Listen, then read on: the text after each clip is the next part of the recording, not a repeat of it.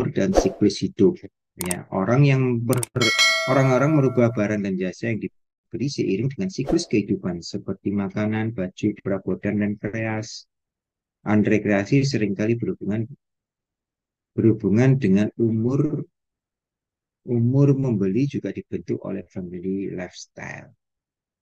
Ya, jadi eh, ini siklus hidup ya, siklus hidup.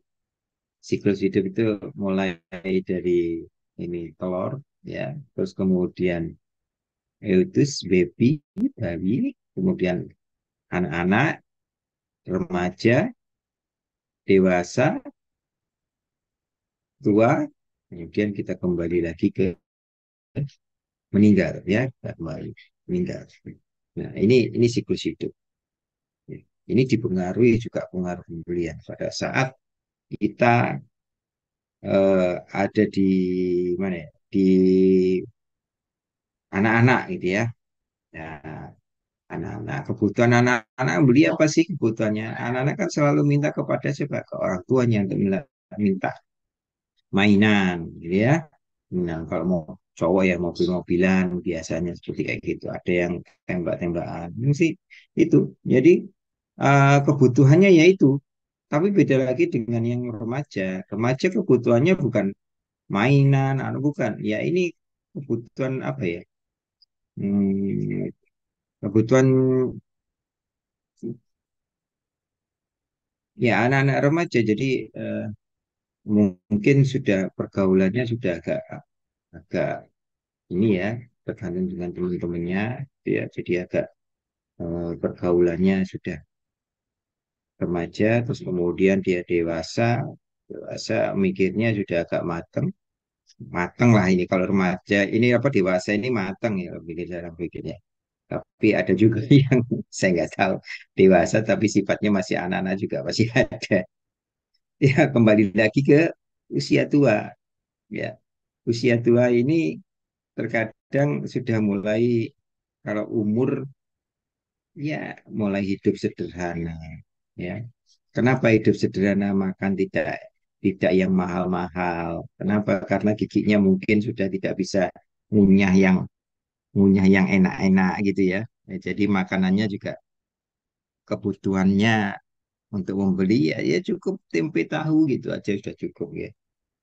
Kolesterol, asam urat, ya, Pak, ya. Iya.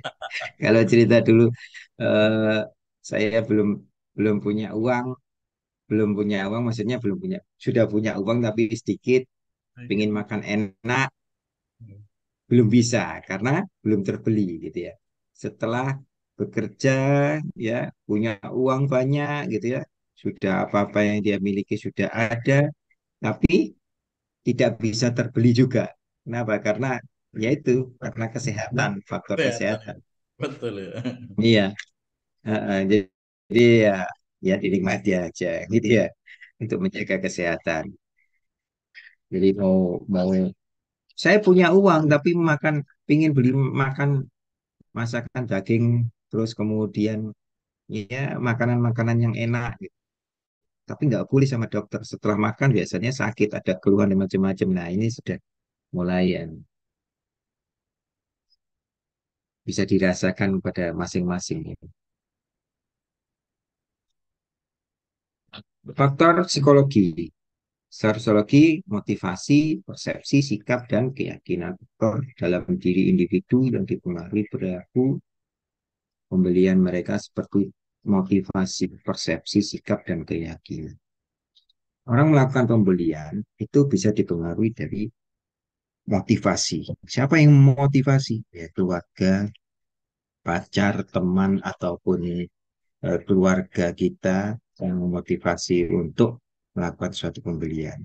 Terkadang orang itu nggak termotivasi ya, tidak ada motivasi untuk melakukan pembelian. Setelah ada teman sekitar yang mempunyai eh, pengaruh yang besar dan memotivasi kita untuk melakukan suatu pembelian itu bisa. Ada juga persepsi karena sikap dan keyakinan kita. Ada faktor psikologis. Ini motivasi contohnya. Seorang artis terkenal membutuhkan keamanan ekstra.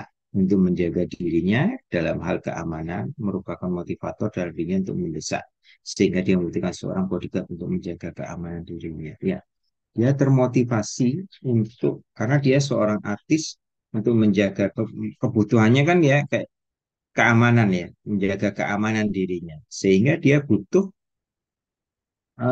orang yang menjaga dia supaya dia tetap safe gitu ya. Makanya dia butuh bodyguard. Nah, butuh bodyguard.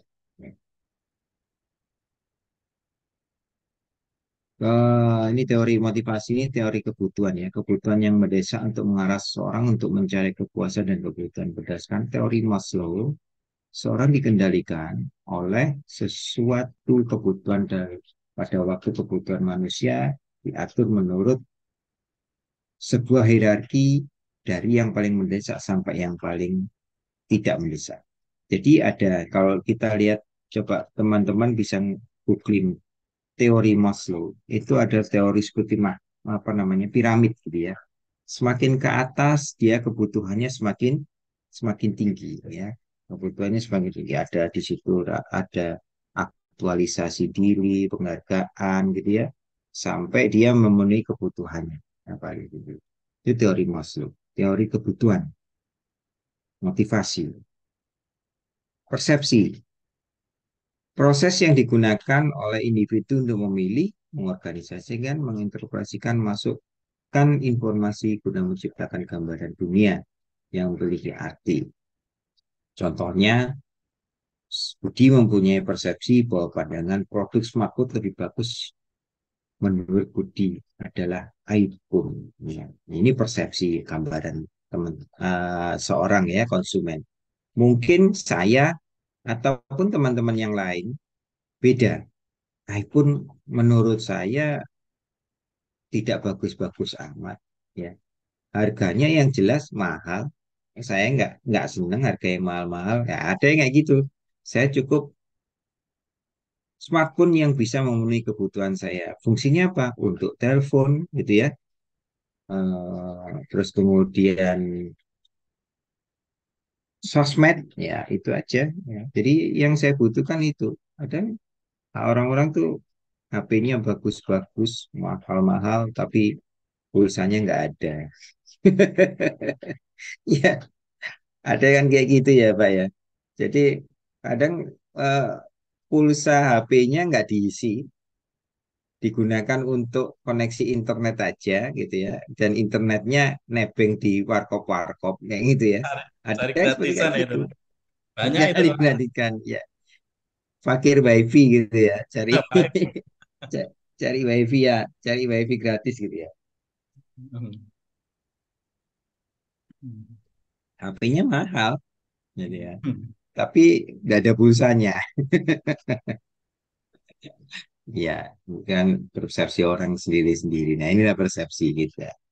Ya, ada yang persepsi itu berdasarkan apa? Eh, harga. Ada yang pengaruhnya ke harga. Ini persepsi pengaruhnya ke harga alternatifnya. Saya cari harga yang sederhana aja, yang biasa aja gitu ya. Nggak usah terlalu iPhone juga cukup gitu ya. Selanjutnya sikap ya, attitude ya.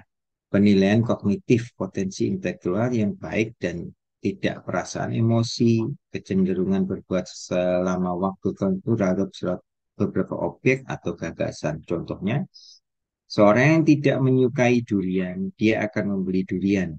Dan seorang yang tidak menyukai durian tidak akan membeli durian. Dan biasanya dia akan tetap konsisten sekalipun dia melihat sedang diskon 50% ataupun 70% misalnya lebih di pasar swalaya. Dia tidak mempunyai ketertarikan ya.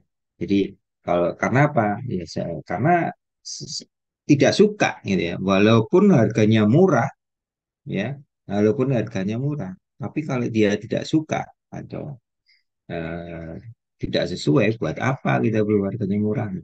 Ya tidak, tetap tidak dia akan melakukan suatu pembelian. Nah, ini sikap ya. Ada yang eh, orang itu mahal pun dia jual dibeli ya. seberapa barang itu mahal pun juga dibeli. Kayak lukisan. Lukisan itu menurut persepsi orang ya, kembali lagi ini persepsi. Tidak mempunyai makna apa-apa. Jadi tidak ada bagusnya sama sekali, tidak mempunyai makna. Ya, ada yang bilang gitu.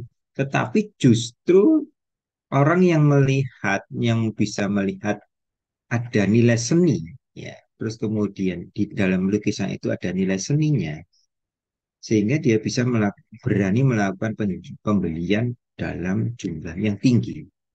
Ya. Ada yang seperti kayak gitu.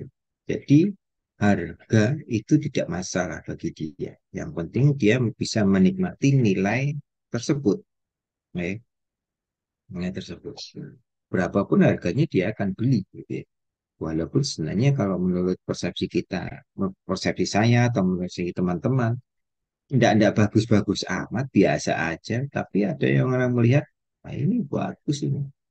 Iya, itu. Mona Lisa, lukisan Mona Lisa. Kalau orang melihat tidak orang orang yang tidak suka lukisan, dia melihat lukisan itu biasa aja. Lukisan hanya seorang wanita gitu aja. Tapi lukisan Mona Lisa itu nilai harganya tinggi sekali bagi orang yang bisa menilai seni itu adalah segala-galanya bagi dirinya. Ya, bersikap. Keyakinan, belief. Ketika langsung aja ke contoh, ketika seorang mempunyai kepercayaan tinggi, misalnya terhadap benda yang punya hoki, nah, Doni suka membeli batu akik karena Doni percaya bahwa akik tersebut apabila dipakai akan membawa keberuntungan dalam kehidupannya. Ini ya. Ada juga eh, seorang pria, ya, laki-laki, kalau dia menggunakan kemeja yang bermerek, dia akan mempunyai kepercayaan yang tinggi. Ya, ada yang seperti kayak gitu. Ya, kepercayaan tinggi. Karena apa? Dilihat dari badannya, bentuknya, modelnya, itu merasa dia cocok dan mempunyai wibawa. Ada yang seperti kayak gitu. Sehingga kan kalau sudah cocok dengan suatu barang, contohnya yang baju tadi yang saya ceritakan, mungkin pakainya bisa lebih dari 3 hari, 4 hari masih dipakai terus gitu ya. Karena apa namanya, dia merasa yakin dan percaya diri kalau dia pakai itu mempunyai sikap yang dinilai orang lain, dia mempunyai prestis gitu ya, ya, anggapan yang beda gitu. Ada yang seperti itu dan membuat dirinya percaya diri di depan publik ya, atau mungkin di dekat pacarnya atau dekat lawan jenisnya, nah, itu macam-macam ya. Ya, ini faktor sosial ada grup, pengaruh keluarga, kelas sosial, budaya. Ya. Ada yang tanyakan, silakan.